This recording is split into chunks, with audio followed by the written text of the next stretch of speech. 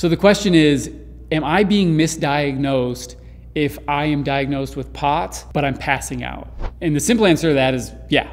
And the reason for that is a POTS diagnosis means that you've got tachycardia, a high heart rate, while also maintaining a stable blood pressure. So when we look at passing out or syncope, that's something that happens when our blood pressure and then therefore cerebral perfusion, blood flow to your brain, drop to the point where you lose consciousness and you pass out, right? If you've got POTS, it means that you have the elevation of the heart rate without the hypotension or the decrease in the blood pressure. Now, I'll give you one caveat to that that's important, is that we can see people that have that diagnosis because they're seeing an elevation in their heart rate and their blood pressure stays normal, but then they still pass out. That's because we're not measuring enough stuff.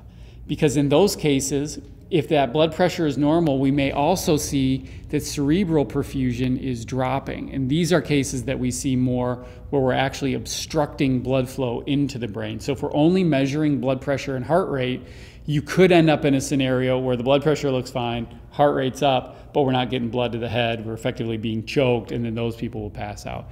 Either way, it's a misdiagnosis because it's somebody not measuring enough things to close the loop to be able to know what the problem is.